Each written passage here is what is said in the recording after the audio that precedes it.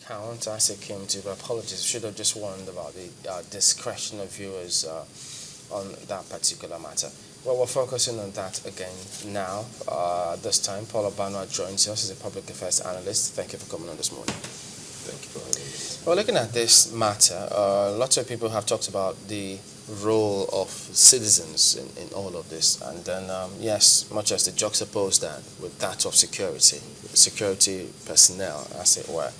But for this whole scenario, what is your perspective about the role that we have to play here?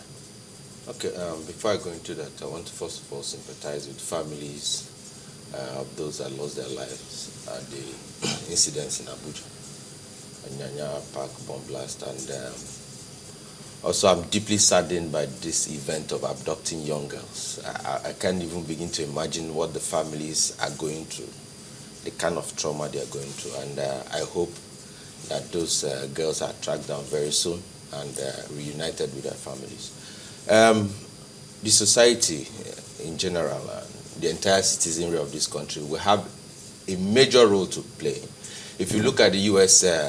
Patriot Act after the 9/11 bomb blast, it emphasizes this center or the central role of that law or that act was to encourage citizen surveillance. That act enabled the American government to set up an information call center where anybody at any time could call in, and they still have very simple 3-digit numbers that could be remembered by all, that you don't need to rock your brain to find out, oh, how many digits, or is it 11 digits? The number was given out. For example, you have the 911. So the key thing to enable the Nigerian people to support and help government in anti-terrorism surveillance or give information. Trust me, somebody saw that vehicle or saw somebody maybe putting together what kind of bomb, whatever IED they used at Inyanya bus park. Somebody must have suspected something. But right now, if you want to make a call, who do you call? You can't remember any number. But if you had a 3-digit number, 901 005, anybody could remember it and give information anonymously. It is very key. So it's not just this war. It should not be left for the security operatives. So it's everybody's war. And I want to emphasize here that we should stop politicizing terrorism. How do you mean? What I mean is that, trust me, at that Nyanya incident, they were APC sympathizers, they were PDP sympathizers. So if you want to make it a PDP thing or Jonathan thing, you're making a whole lot of mistake. And the next time you try to politicize this or gain political capital from this, it might be your cousin, or it could have been your daughter in Government Girls College in Borno State. In those days when we had students coming from Lagos to Federal Government College, Medugri, and all of that. It could have been the son of any of these big political stalwarts in any of the parties. So we should stop politicizing it. I'm encouraging a bipartisan approach to resolving this terrorism issue. But that does not mean that whichever political party is responsible or is in position don't have their role or their responsibility and the flack where they need to take it. But if you look at the role of citizens here, it's complementary. So something's got to be done first before the citizens come in. I can tell you about complementary role. Vitamin C, what your body needs is so negligible, but when it's not there, you're sick. Not to talk of vitamin A, what you need is, it cannot even be captured. But once it's out, the absence is very, very noticeable. No matter how complementary or tiny this complementary role the entire citizenry of this country is required, it is still required. No, the military, trust me, they are doing as much as they can do. But what do you get from GNI?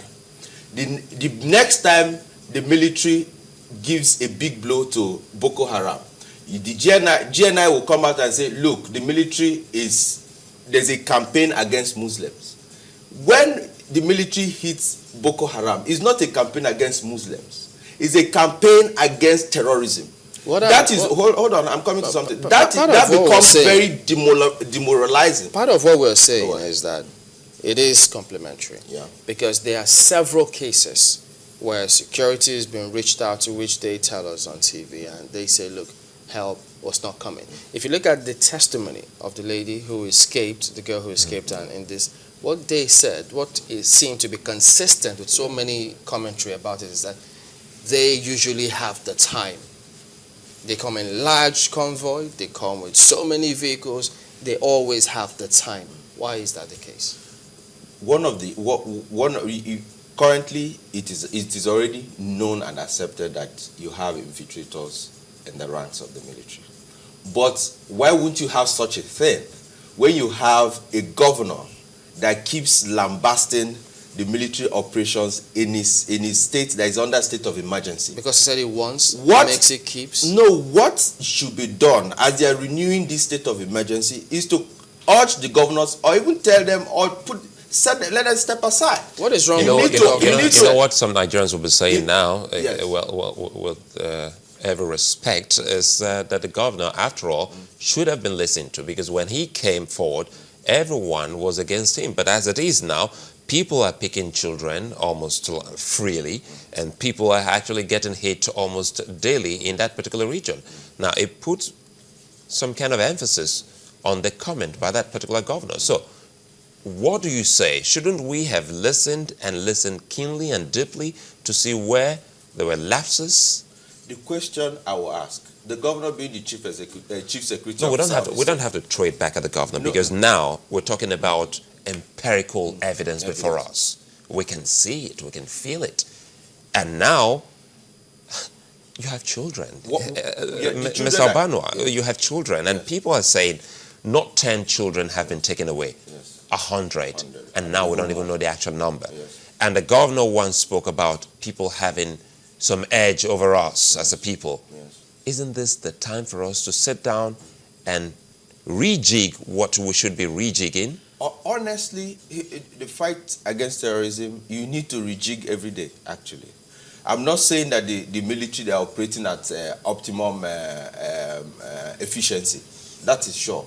But a situation whereby you have comments from the chief executive officer of the state, where you have a situation whereby the chief executive of the state, in the case of the governor, making demoralizing statements.